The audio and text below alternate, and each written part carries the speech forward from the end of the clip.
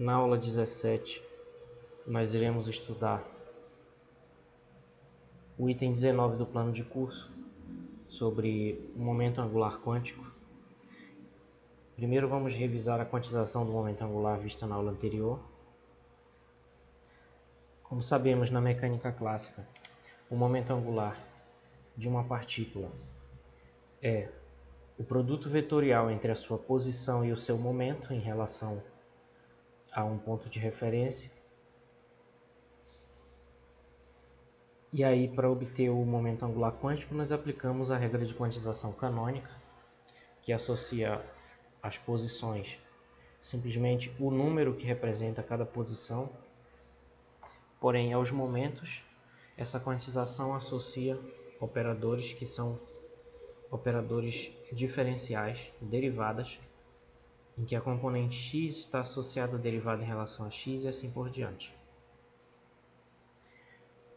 Bom, fazendo isso, nós, aliados ao fato de que o momento angular pode ser escrito como um vetor que tem essas três componentes aqui, nós podemos ver as três componentes do momento angular e quantizar separadamente a componente x, a y e a z.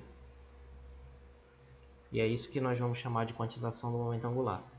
Então, aplicando essa regra de quantização canônica para a componente x do momento angular, vimos na aula anterior que se obtém esse operador aqui, Lx, que é igual a menos IH cortado, y vezes a derivada em relação a z, menos z vezes a derivada em relação a y. E isso é um operador, por isso tem esse chapéu em cima para dizer que é um operador e não apenas um número. Nesse caso é um operador porque eu vou atuar ele sobre uma função de onda e isso vai dar como resultado uma outra função. Bom, as outras componentes do momento angular são análogas, então a gente tem a componente y dada por essa expressão aqui e a componente z dada por essa expressão bem aqui. Isso foi visto na aula anterior. Para que nós possamos prosseguir e extrair dessa quantização, usando essa linguagem de operadores, para que nós possamos extrair daí resultados de interesse físico, é preciso primeiro passar por uma questão, que é a questão dos comutadores. E ela é importante porque está relacionada com a medida. Vejamos. Para o cálculo de um valor esperado de um operador, é fundamental saber a ação desse operador sobre cada autoestado, se isso for possível. Por quê? Porque para calcular o valor esperado, que é esse A aqui, nós precisamos saber como esse operador atua sobre um autoestado psi. Né? E isso vai significar o resultado que é esperado através de uma análise estatística quando se repete o experimento várias vezes, certo? Então, esse valor aqui é a representação matemática da previsão da medida. Então, isso daqui resulta um certo número, que vai ter uma certa unidade também, que é o que a teoria prevê para se obter como medida dessa grandeza representada por esse operador. Então, por exemplo, isso daqui é o valor esperado do quadrado do momento angular, que é o que se espera medir como quadrado do momento angular ao se realizar uma experiência. Né? O que ocorre é que muitas vezes a gente tem a intenção ou desejo de querer medir duas grandezas simultaneamente. Né? E isso que classicamente seria tranquilo, por exemplo, medir a posição e o momento de uma partícula simultaneamente, quanticamente vai encontrar uma dificuldade, que é isso só é possível se os operadores que representam essas duas grandezas forem compatíveis, ou seja, se eles puderem ser aplicados primeiro um e depois o outro, e isso der o mesmo resultado que aplicar primeiro o outro e depois o primeiro. Ou seja, se a ordem em que a gente aplica eles não alterar o resultado. E o nome disso é comutatividade. Então, os operadores só vão ser compatíveis As grandezas vão ser compatíveis quanticamente quando os seus operadores forem comutativos um com o outro, certo? E nós precisamos disso para calcular valores esperados. Então, é interessante entender melhor o que significa essa comutatividade, tá? Bom, vejamos dois exemplos aqui.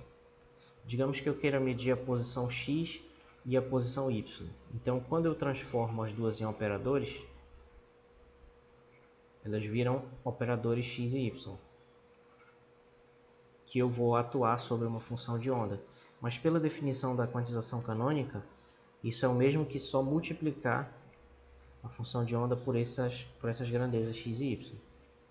Então, devido a isso, tanto faz se eu aplicar primeiro o x e depois o y, porque isso vai resultar nisso aqui.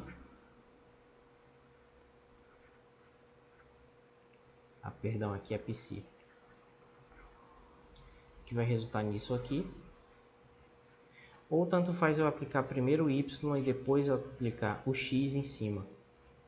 Então isso vai dar o operador x atuando sobre o número y vezes π devido a essa expressão aqui, que depois vai ficar então x, y, π, e eles vão ser iguais. Isso significa que esses operadores x e y comutam. Por outro lado, esses operadores aqui abaixo não comutam. Por exemplo, x e, por exemplo, z e o momento z, eles não comutam. O que significa isso? Significa que se eu aplicar z sobre o momento z sobre a função de onda, isso vai ser diferente de aplicar primeiro a posição z sobre o π e depois aplicar o momento p. Vão ser diferentes, eles não comutam, esses operadores. Então, para entender melhor isso, nós temos que medir o quanto duas grandezas, representadas por dois operadores, vão ou não comutar. E isso é representado pela ideia de comutador. Então, se nós tivermos aqui A e B, chapéu, que são dois operadores,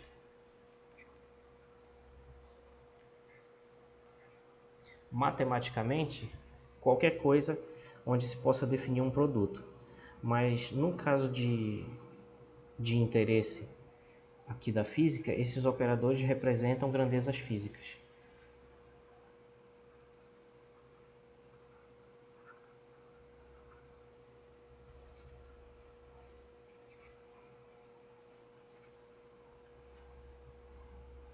Possivelmente distintas, porque quando elas forem iguais, na verdade elas vão comutar sempre, independente do que signifique essa grandeza.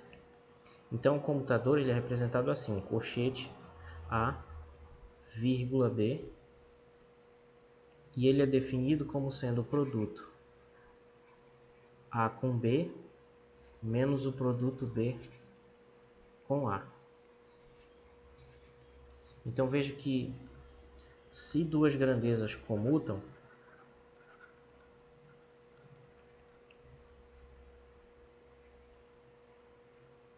então A atuando em B, atuando numa função, é a mesma coisa que B atuando em A, atuando numa função.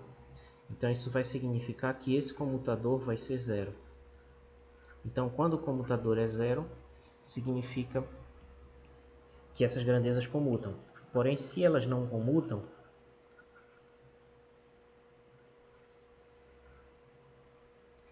aí é impossível que o comutador dê zero. Então, nesse caso, o comutador ele vai ser diferente de zero. E esse valor diferente de zero que ele vai assumir vai ter uma relevância física.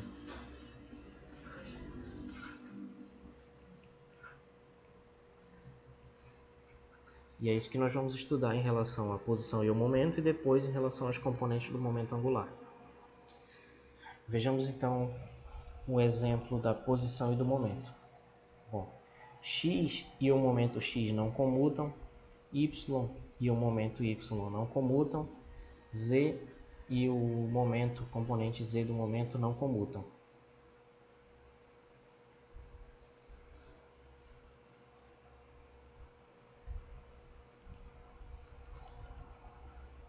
esses pares que eu escrevi aí não comutam, mas, por exemplo, x comuta com o momento y, momento x comuta com z e assim por diante. Mas esses dois aqui, esses três pares não comutam. Então, como eu disse, para entender melhor isso é preciso calcular os comutadores. Então vamos ao cálculo do comutador entre uma dessas componentes, vamos pegar x, por exemplo, e o momento associado canônico conjugado a ela. Como eles são operadores, para que a gente possa entender melhor o processo, a gente tem que aplicar eles sobre uma função, vamos chamar de psi. Então, pela definição de comutadores, isso é x px menos pxx atuando em psi. Então, isso é igual a x atuando no momento x que atua sobre psi, menos o momento x que atua sobre o operador x atuando em psi. Só que a definição de operador momento é menos IH cortado derivada, então isso fica x chapéu vezes menos IH cortado derivada de psi em relação a x,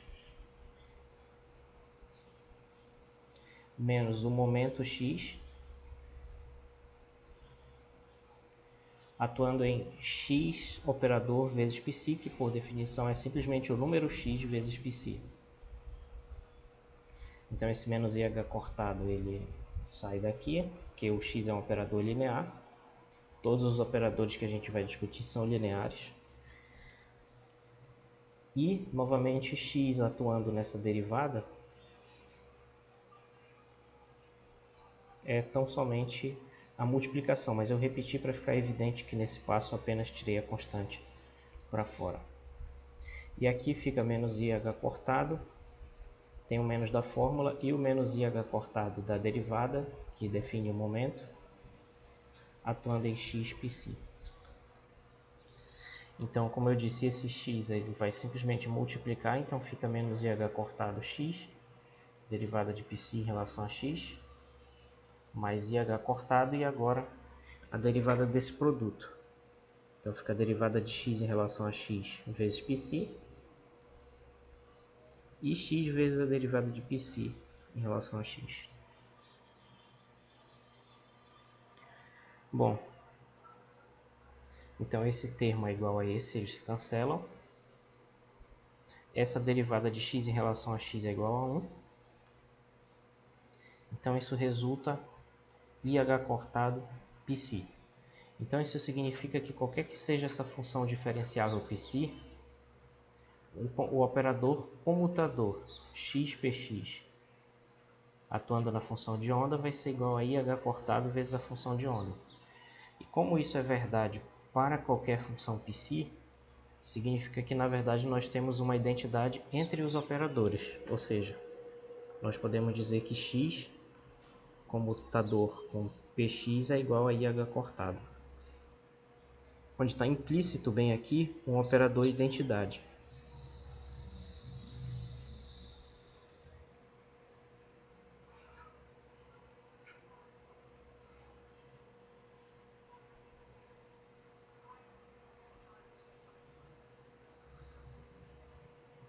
E o que o operador identidade faz? Ele não faz nada. Basicamente, ele atuando sobre qualquer função da própria função. Mas a gente precisa colocar ele aqui simplesmente porque IH cortado é um número. Então, para que seja um operador, tem que multiplicar pelo operador identidade. Já que aqui do lado esquerdo a gente tem um produto de operadores, que é um operador. Então, essa daqui é a relação de comutação entre posição e momento, que fornece a relação de incerteza de Heisenberg como nós conhecemos da maneira mais comum. Bom, mas antes de prosseguir, já que nós estamos numa fase mais aprofundada do assunto, nós podemos discutir a partir daí a relação de comutação tridimensional, né? Por quê? Porque em três dimensões nós temos três posições, três componentes da posição, que são x, y e z, e três componentes do momento linear.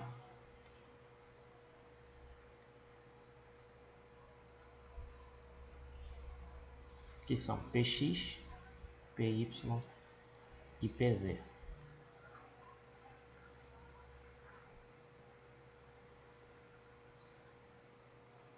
Então, na verdade, nós vamos ter várias relações de comutação. Por exemplo,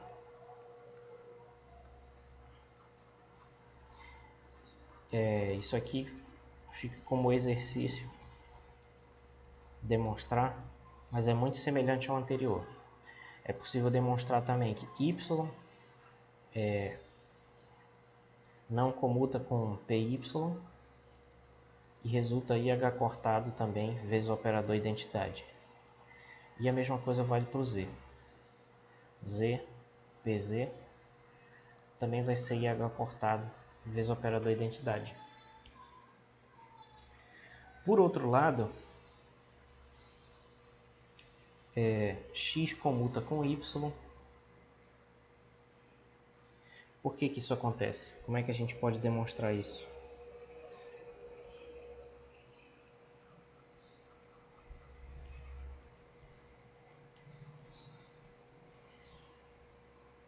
X comuta com y,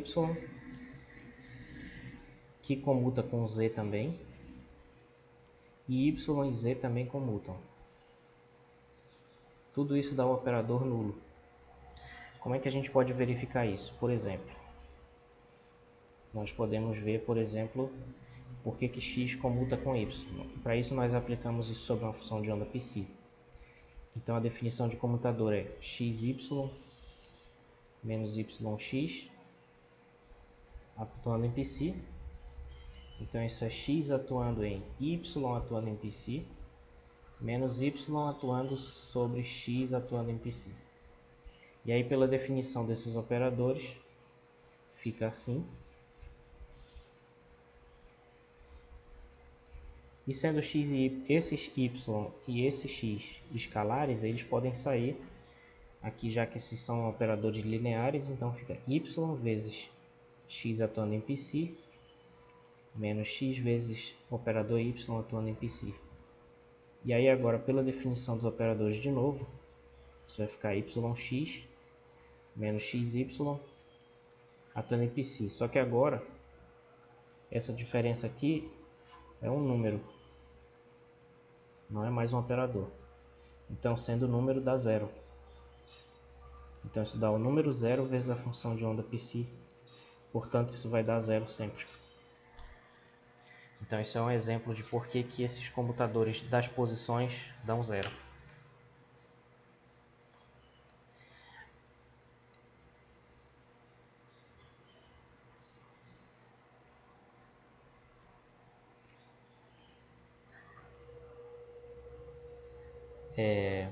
Além disso, por exemplo, as componentes py e pz também dão zero. Porque se nós atuarmos, aliás, py, pz, px, py e px, pz, todas dão zero. Como é que nós podemos ver isso? Por exemplo, py, pz, para verificar, nós precisamos atuar sobre uma função de onda. Então, o comutador é py, pz menos pz, py atuando em psi. E aí, fica desse jeito aqui.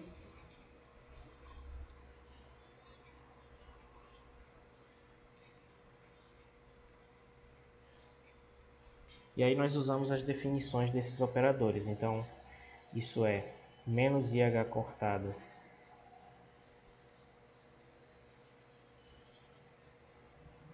derivado em relação a y, atuando em menos IH cortado derivado em relação a z, menos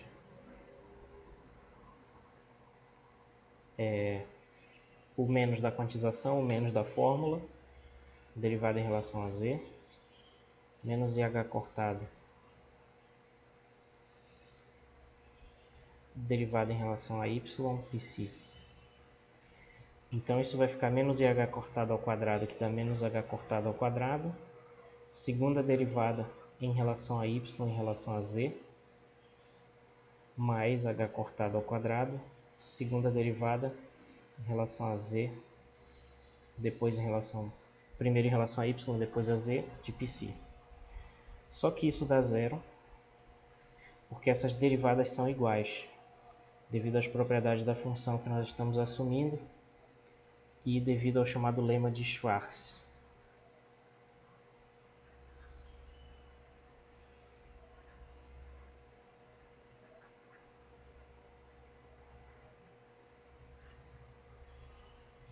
Na verdade, é pelo fato dessas funções de onda nós estarmos supondo que elas são funções de classe C2, ou seja, funções diferenciáveis até a segunda ordem. Um critério para definir diferenciabilidade é através de um limite, mas aí no caso de funções de duas variáveis, como é de algumas variáveis, 3 variáveis no caso, como é a função de onda independente do tempo, isso poderia ser traduzido o seguinte: como essa função ela tem derivadas de primeira e segunda ordem, são todas contínuas, então essa função ela é de classe C2. Aí quando a função é de classe C2, a gente pode inverter a ordem da derivada.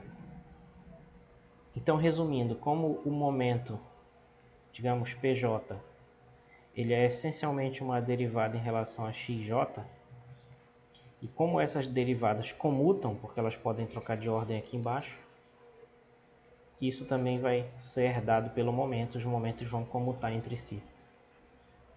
E tudo isso que eu falei,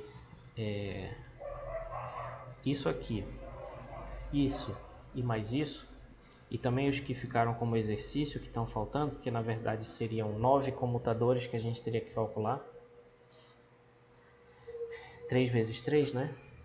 9 comutadores. Na verdade, a gente pode resumir isso tudo em uma única fórmula, né? Graças a uma notação indicial, ou seja, usando índices. Então, se nós utilizarmos a chamada delta de Kronecker,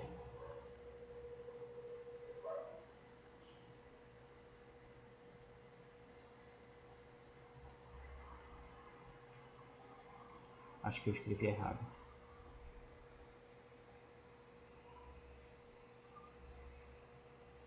Que era definida assim: delta poderia ser de mn,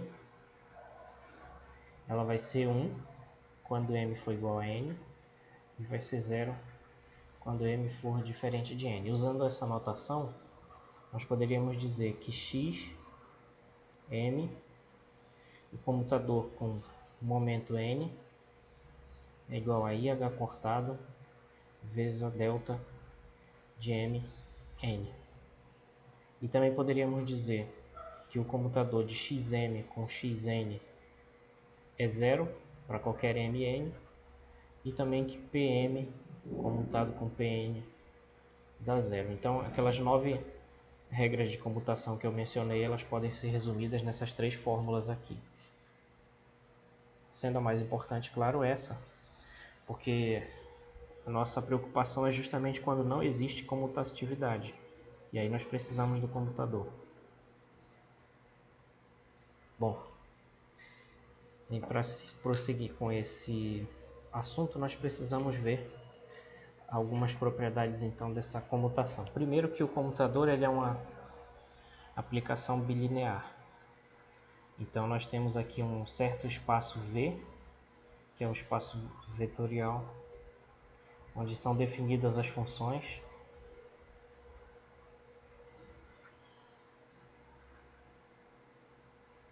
Perdão, o espaço vetorial das funções de onda.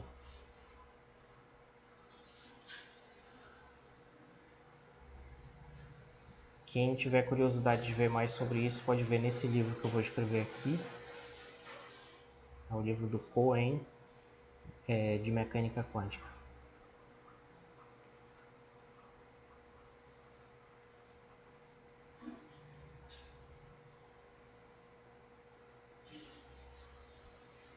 Bom, então o comutador é uma aplicação, na verdade, definida no produto vetorial desses espaços vetoriais indo em V.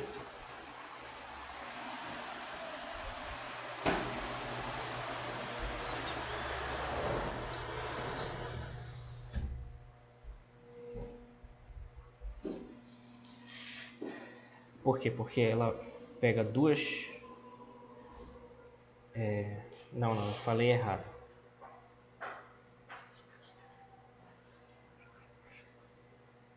Então esse vai ser o espaço vetorial das funções, aí nós vamos ter um outro espaço W, que vai ser o espaço das transformações lineares ou dos operadores de V em V, né? E aí o comutador, na verdade, vai ser uma aplicação definida no produto cartesiano entre W e W, indo em W.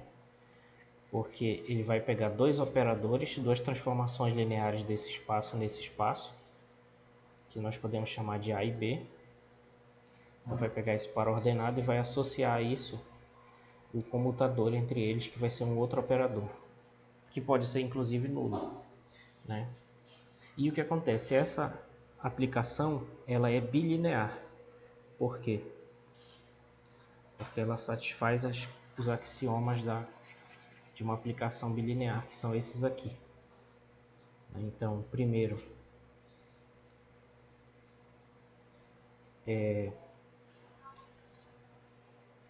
se eu calcular o comutador de A com uma soma, isso vai dar a soma dos comutadores.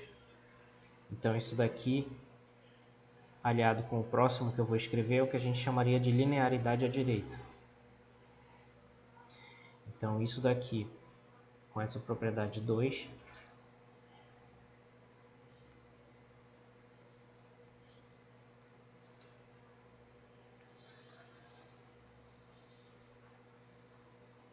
sendo lambda um número, aqui no caso da mecânica quântica poderia ser um número complexo, isso resulta lambda vezes A comutador com B. Então essas duas propriedades aqui a gente chama de linearidade à direita.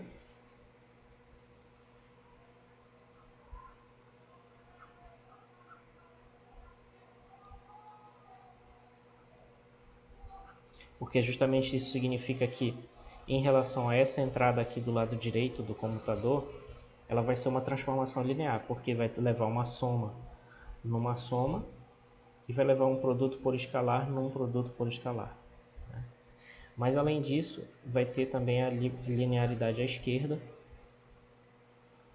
como já era mais ou menos previsível, que vai significar isso aqui.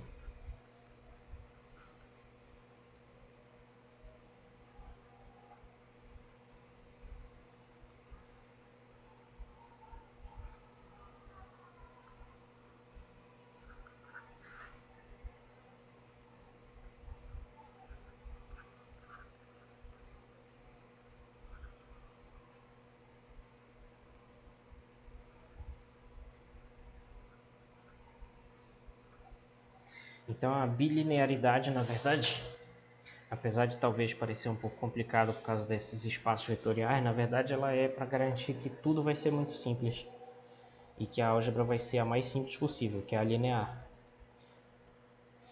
E essas propriedades 3 e 4 vão ser a linearidade à esquerda.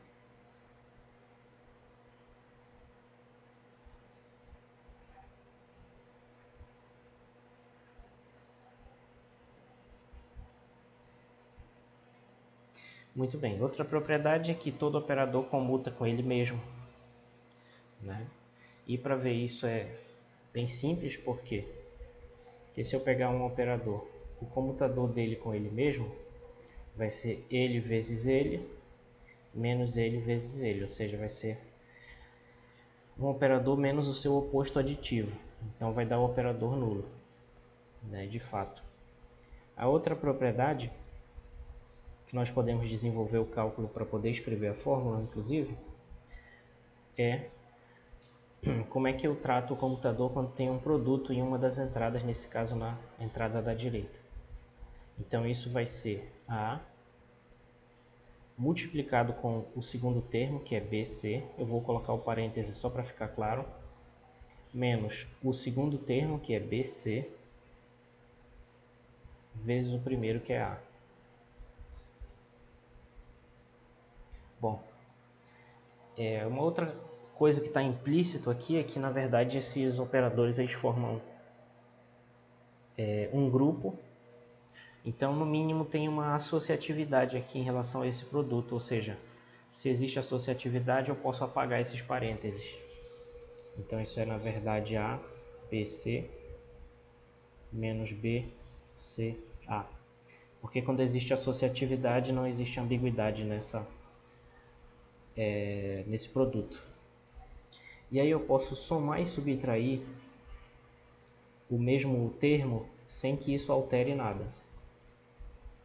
Só que de uma maneira conveniente que nos ajude a obter uma expressão para simplificar tudo. Então eu posso subtrair BAC, que não estava aqui, desde que eu também some ele, porque aí eu na verdade estou somando zero e não mudei nada. E repito o que já estava lá, BCA.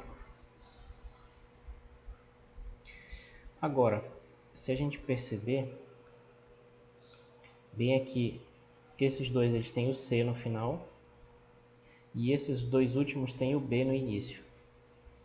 Então, bem aqui, nos dois primeiros a gente pode colocar o C em evidência à direita. E aí vai ficar AB menos BA. Por que à direita? Porque justamente como não existe garantia de que as coisas comutem, a gente tem que sempre manter a ordem em que elas aparecem. E nesse segundo termo a gente pode botar o B em evidência à direita e vai sobrar AC menos CA. Então, mas na verdade isso aqui é o comutador entre A e B nessa ordem, vezes C. E esse outro é o comutador entre A e C. Então assim a gente obtém uma expressão para A, comutador entre A e um produto de operadores BC.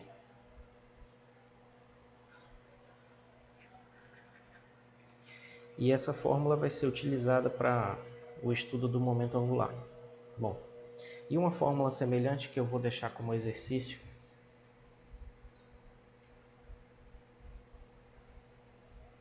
que usa uma técnica muito semelhante a essa, só mais subtrair um termo conveniente, a fórmula é essa aqui.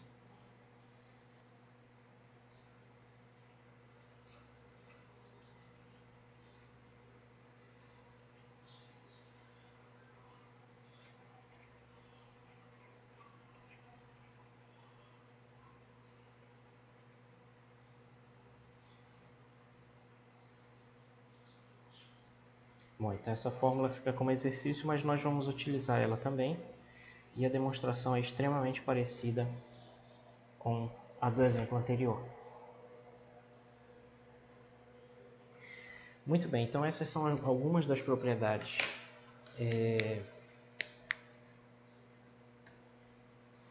Faltou uma propriedade, que na verdade é essa aqui, que eu vou escrever.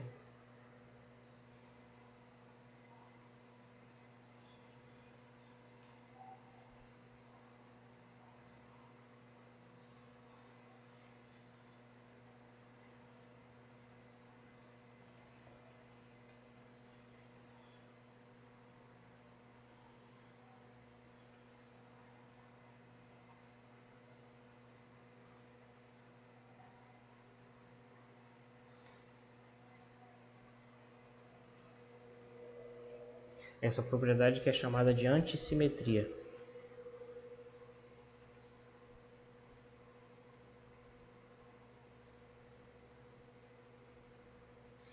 Então, o comutador ele não é simétrico, mas ele é antissimétrico, ou seja, se eu trocar a ordem dos fatores no comutador, ele troca de sinal. E essa demonstração ela também é relativamente muito simples. Por quê? Porque o comutador entre A e B, nós vimos que ele é A vezes B, menos B vezes A. Só que eu posso enxergar isso como sendo, na verdade, menos B vezes A, mais A vezes B. E posso botar esse menos 1 em evidência. Então fica BA menos AB. E, na verdade, essa expressão que está aqui dentro é a definição de comutador, só que entre B e A. Então isso fica menos comutador entre B e A. Né? Então fica demonstrado também essa propriedade de antissimetria dos comutadores, que é importantíssima também. Bom, isso tudo é matemática basicamente, mas agora nós, para fazermos uma conexão com a física, nós precisamos ainda de mais um passo intermediário que vem com a ideia do princípio de incerteza mais geral que existe, certo? Que é para dois operadores A e B. Então a situação é a seguinte, olha. Se A e B são dois operadores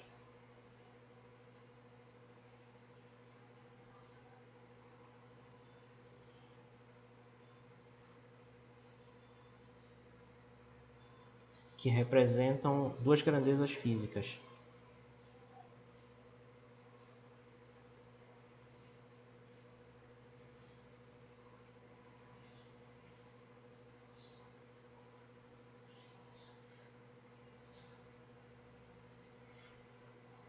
duas grandezas físicas em princípio observáveis, ou seja, grandezas que vão ser medidas num experimento, né?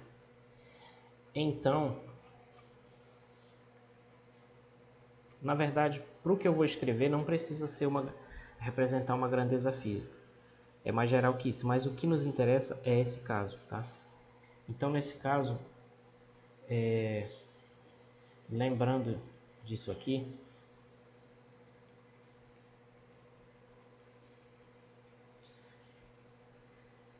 lembrando que o desvio padrão de uma certa grandeza x aqui, ele é a raiz quadrada do valor esperado de x ao quadrado. Não, x não, vamos usar uma letra q. De uma certa grandeza, quantidade q é o valor esperado de q ao quadrado menos o valor esperado de q, esse valor ao quadrado, né? Lembrando disso, o princípio de incerteza mais geral possível para operadores é esse daqui. O desvio padrão de A vezes o desvio padrão de B é maior do que ou igual a 1 sobre 2i vezes o valor esperado do comutador entre A e B, tudo isso ao quadrado. Então esse é o princípio de incerteza geral que vale para operadores quaisquer.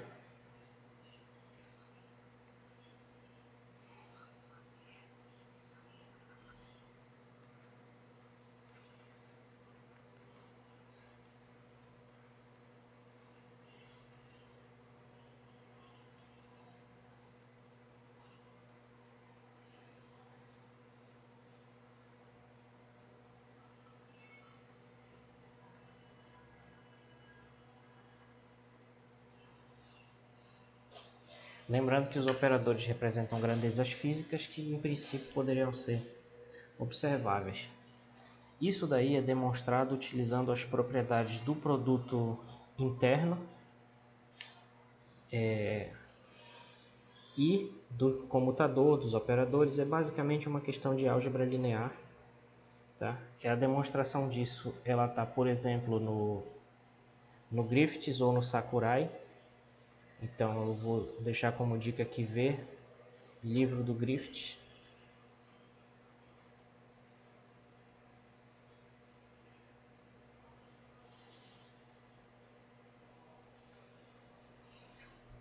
ok? E o que nós vamos fazer então é o seguinte: nós estudamos a incerteza aqui da posição e do momento, né? Vimos aqui um princípio mais geral, então o que nós vamos fazer agora é aplicar isso para o momento angular, né? E assim a gente poder fechar essa ideia da aula de hoje. Muito bem.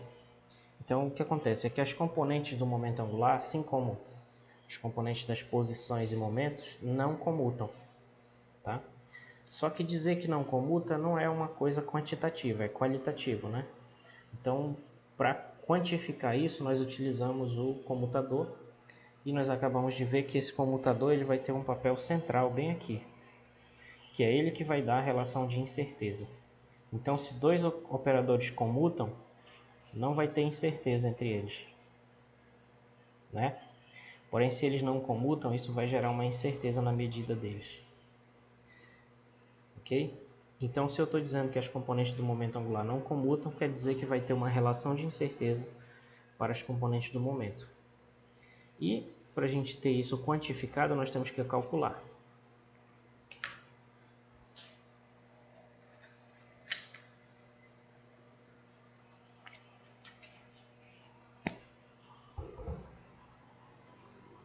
Então, vamos ao cálculo. Vou fazer só um e vou deixar os outros dois como exercício. Então vejamos o cálculo, por exemplo, do comutador entre as componentes x e y do momento angular. Só lembrando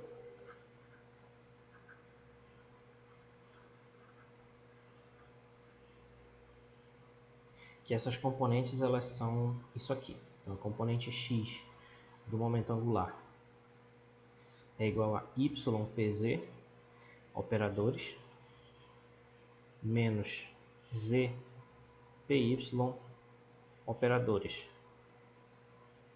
Enquanto que a componente y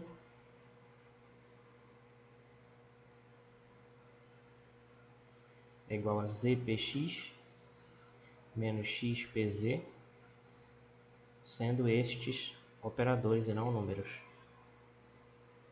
Bom, então lembrando disso, nós podemos calcular esse comutador como sendo isso aqui.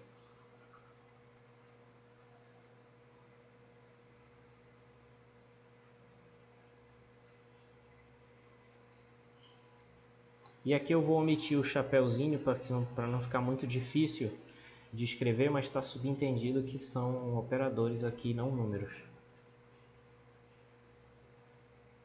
Isso aqui é uma vírgula, essa vírgula aqui do computador.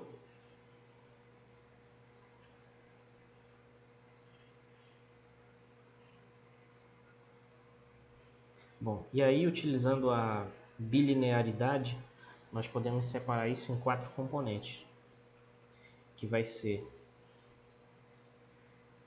esse com esse, depois esse com esse aqui, então vai ficar ypz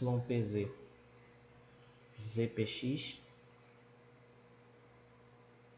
menos ypz xpz, depois esse com esse e esse com esse aqui, então vai ficar menos zpy zpx, menos com menos ali vai dar mais zpy xpz.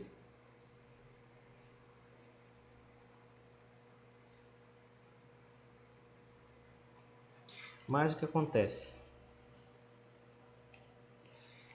Esses dois aqui do meio, eles vão dar zero porque eles não têm nenhum termo que a gente possa abrir e que vai dar uma não comutatividade, ó. Porque y comuta com pz, y comuta com x, comuta com esse pz aqui. Depois o pz vai comutar também com x, com ele mesmo e com y. E o próprio x vai comutar com y, pz e pz. Então, nesse termo aqui não tem nada que vá, mesmo quando a gente abrir, usando essas duas fórmulas aqui, essa e essa, mesmo aplicando essas duas fórmulas, não tem nada que vá gerar um comutador não nulo. Então isso significa que esse termo aqui vai dar zero. O mesmo vai acontecer com esse, porque o z comuta com z, comuta com px. O py comuta com z, comuta com px. Então não vai ter nada que gere uma não comutatividade, por isso ele vai dar zero. E vocês podem demonstrar isso aplicando essas duas fórmulas. Essa fórmula aqui e essa. Tá? Essas duas fórmulas aqui. Então, na verdade, o que a gente vai precisar calcular vão ser dois comutadores, que vai dar mais algum trabalho aí para ser calculado. Então fica basicamente isso aqui.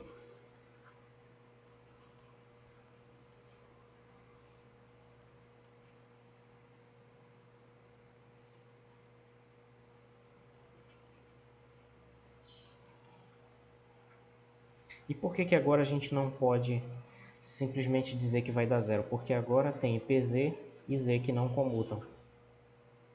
Então o comutador entre eles não é zero. Aqui também vai ter Z, Z e PZ, que também não, o comutador deles não vai dar zero. Então a gente tem que expandir passo a passo esses dois comutadores aí. Então o que nós vamos fazer é simplesmente aplicar as duas fórmulas anteriores lá para eles. Então no primeiro termo, YPZ, ZPX, vamos aplicar a fórmula que enxerga esse produto aqui. Então aqui vai ser A, vamos chamar esse aqui de B, e vamos enxergar esse tudo aqui como C. Então nós vamos estar aplicando, na verdade,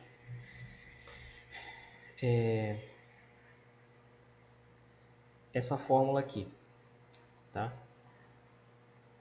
Então aplicando essa fórmula, vai ficar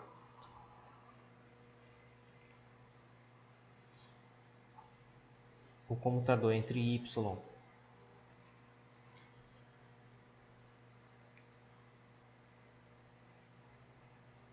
e ZPX, que é o C,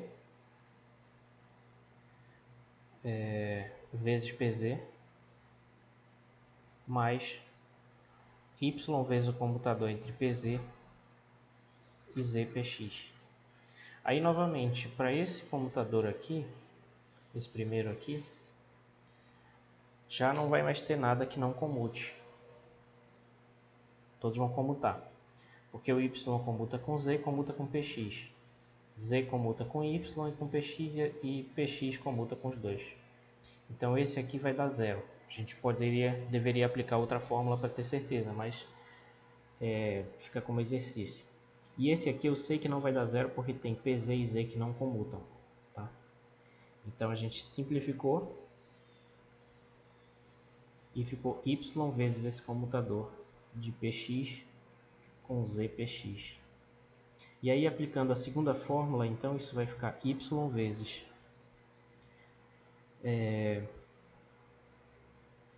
comutador entre PZ e Z vezes PX mais Z vezes o comutador entre PZ e PX. Aí esse daqui nós já calculamos, entre aspas, né? A gente deu uma ideia de por que vai dar zero. E esse aqui nós temos que fazer um parêntese aqui.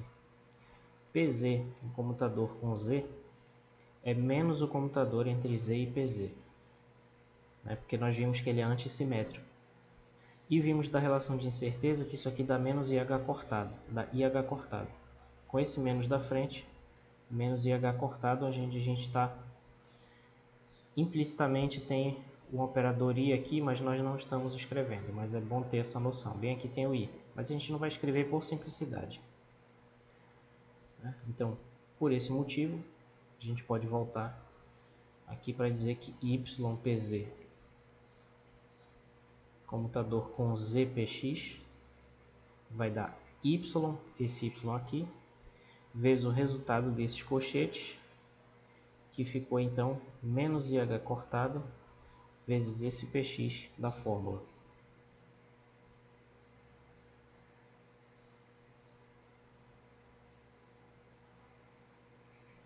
Então ficou, na verdade, menos IH cortado y px, lembrando que a gente não pode trocar a ordem, porque justamente devido à não comutatividade a gente não pode trocar a ordem. E aí, o outro termo é parecido, e o cálculo é esse aqui.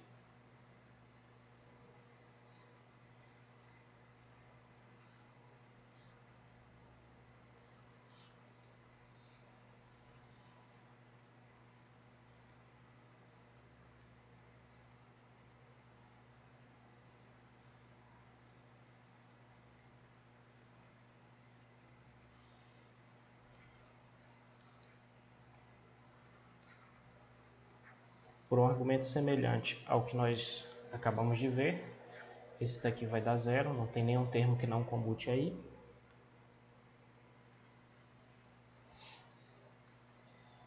Porém, nesse primeiro termo vai ter um cálculo para essa fórmula, como nós vimos ainda agora, que vai ficar comutador entre z e x vezes pz mais x vezes o comutador entre z e pz vezes o py que ficou esperando lá do lado esquerdo, que não pode trocar de lado.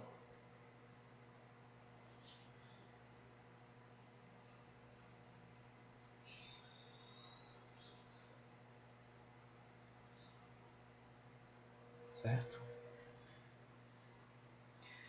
E aí, esse comutador entre z e x dá zero, e sobra esse daqui que nós utilizamos a relação de incerteza, relação essa que fala que o computador entre z e pz dá IH cortado. Então, substituindo, isso vai ficar x vezes IH cortado vezes PY. Como o IH cortado é um número, lembrando que x e PY são operadores, a gente pode botar o número na frente.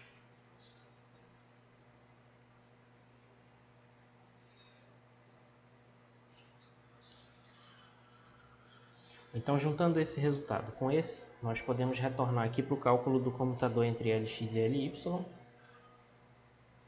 e finalmente chegar a uma conclusão.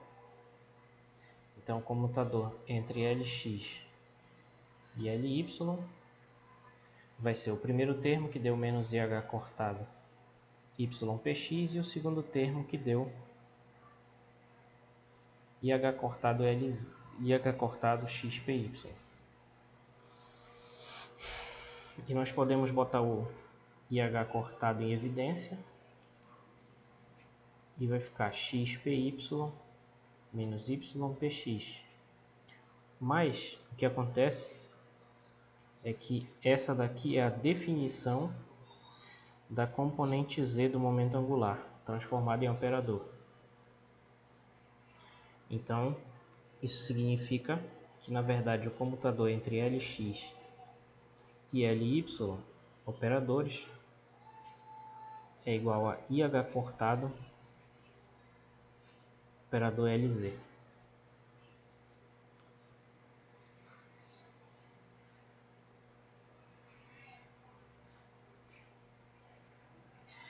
Então, essa é a relação de comutação que nós estávamos buscando entre as componentes do momento angular. Na verdade, falta calcular as outras, mas as outras elas vão ficar como exercício para vocês, porque elas são extremamente semelhantes, ou como dizem os livros de matemática, inteiramente análogo. E então, vou botar apenas o resultado. O comutador entre Ly e Lz é igual a IH cortado Lx, e o comutador entre Lz e Lx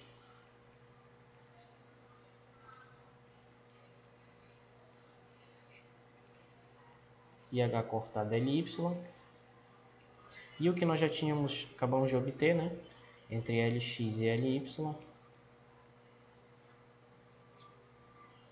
IH cortado é LZ. Então vejam que existe um caráter cíclico em tudo isso, que também não é por acaso, né? E a partir daí nós podemos então calcular as relações de incerteza, tá?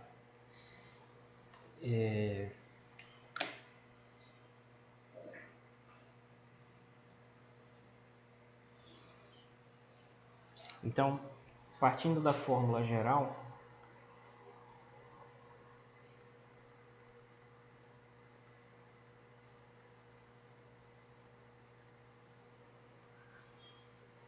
que diz que a incerteza entre dois operadores A e B ela é maior do que ou igual a 1 sobre 2i, valor esperado do comutador entre A e B,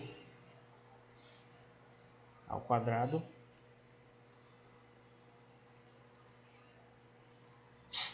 nós podemos aplicar isso para a posição e o momento e também para as componentes do momento angular. Então, como primeiro exemplo, vamos ver para a posição e momento.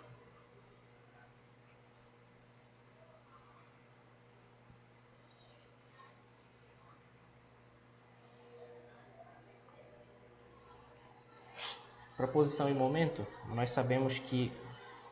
E aí que vem a utilidade da gente calcular. Uma das utilidades da gente calcular o comutador vem aqui. Justamente obter as relações de incerteza. Porque nós vimos que vamos usar como exemplo x e px, que fica mais simples de entender, mas serve para os outros componentes, né? A comutação entre x e px é IH cortado. Então, se a gente substituir isso lá na fórmula geral, a gente vai ter que a incerteza de x vezes a incerteza do momento px, que a gente geralmente escreve como ΔX e ΔPx, né? Isso vai ser maior do que ou igual a 1 sobre 2i, vezes o valor esperado do comutador, que vai dar IH cortado, ao quadrado. Só que o valor esperado de uma constante é ela mesma, então essa relação de incerteza vai ficar assim.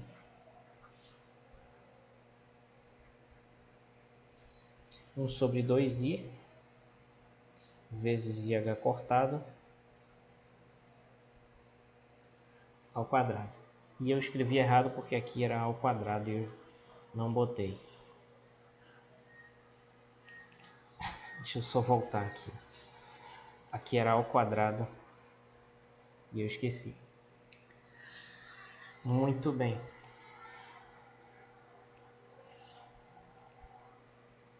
Então isso aqui vai ficar h cortado sobre 2 ao quadrado. Então, como todas essas grandezas são positivas, a gente pode tirar a raiz quadrada delas e vai tudo continuar positivo. Então, extraindo a raiz quadrada aqui, a gente chega finalmente na relação de incerteza de Heisenberg para a posição e momento, que a incerteza na posição vezes a incerteza no momento é maior do que ou igual a h cortado sobre 2. Então isso daqui é bem interessante de ver para mostrar a relação entre o comutador e a incerteza. Ou seja, essa mesma relação de incerteza que é possível obter, inclusive por argumentos muito mais simples, da chamada velha mecânica quântica, nós podemos obter assim também, através dessa álgebra de operadores, comutadores, etc. E essa álgebra é importante justamente porque ela é geral, serve para qualquer operador. E por ser geral, nós podemos aplicar, inclusive, para as componentes do momento angular.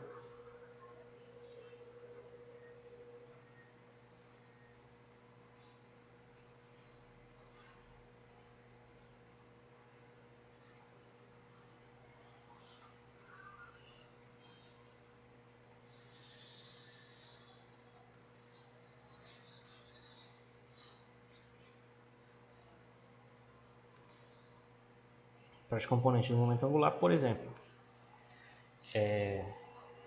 Lx e Ly.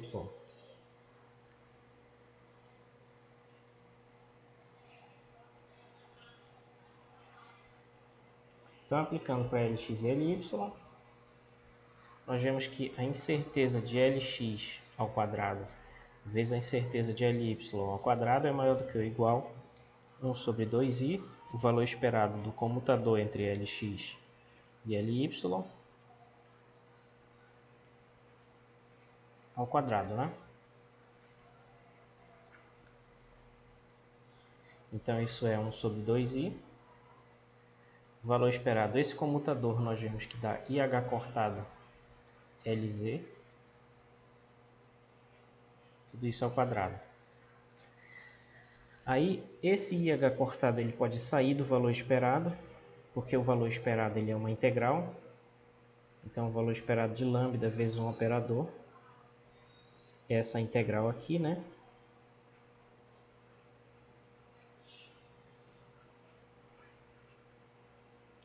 Então esse lambda pode sair,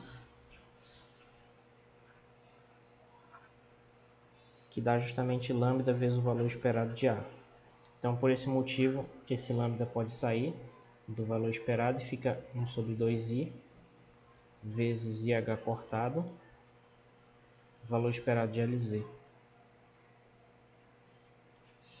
ao quadrado. Aí esse I cancela com esse I e vai ficar assim.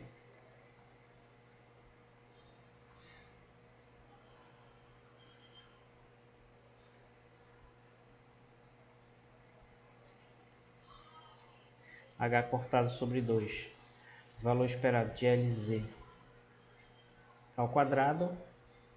Quando a gente tira a raiz, existe uma regrinha lá na matemática que fala que a raiz quadrada de um número ao quadrado é o módulo dele. Tá? Então a gente sabe que H cortado é positivo e 2 também, então isso vai ficar assim. Vezes o valor esperado de LZ ao quadrado. Aí tirando a raiz, esses valores esperados nós sabemos que eles são na verdade desvios padrões. E existe lá lá no início da disciplina a gente viu que o desvio padrão é sempre positivo. Então a gente não precisa escrever o módulo porque por definição o desvio padrão já é positivo. Mas aqui desse lado, a raiz quadrada de h cortado ao quadrado sobre 2 ao quadrado vai dar ela mesma, porque h cortado também é uma constante positiva e 2 também. Porém o valor esperado de LZ pode ser negativo. Então por esse motivo a gente tem que usar essa regrinha matemática aqui e colocar na verdade o módulo do valor esperado de LZ. Tá? Então essa vai ser a relação de incerteza para as componentes do momento angular, que vem do fato de que essas componentes não comutam. Então, analogamente a isso, nós podemos também calcular que a relação de incerteza entre as componentes, aqui era y, entre os componentes Ly e Lz vai ser maior do que ou igual a h cortado sobre 2, módulo do valor esperado da componente Lx e incerteza de Lz com Lx, que é a única que está faltando, vai ser h cortado sobre 2, módulo do valor esperado de Ly. Certo? Então essas vão ser as três relações de incerteza que vai ter para as três componentes do momento angular visto como um operador quântico. E as três podem ser calculadas utilizando os comutadores. Muito bem. Então, resumindo o que nós vimos hoje, as componentes do momento angular não comutam. Isso significa, segundo a interpretação de Copenhagen, que é a interpretação padrão da mecânica quântica, que essas componentes não são grandezas que podem ser experimentalmente medidas simultaneamente, não podem ser medidas ao mesmo tempo. E isso gera o problema de não podermos obter um conjunto completo de autovetores e autovalores associados a esses operadores. Isso é uma questão matemática de diagonalização que implica numa questão física, ou seja, não tem como medir simultaneamente essas componentes. Porém, como se pode verificar através do cálculo, essas componentes L2 comutam com as componentes de L. O que seria o L2? O L2 é componente x ao quadrado mais componente y ao quadrado mais componente z ao quadrado visto como operador. Então é um quadrado de operador, ou seja, um operador vezes ele mesmo. O que acontece? Esse L quadrado comuta com as componentes de L. Tá? Então o que isso significa? Que L2 comuta com Lx, comuta com Ly e comuta com Lz.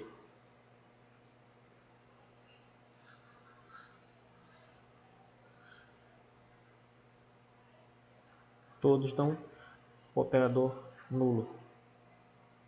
E devido a isso, nós podemos obter um conjunto completo de autovalores, de autovetores, autofunções, né, que representam simultaneamente esses dois operadores L2 e Lz.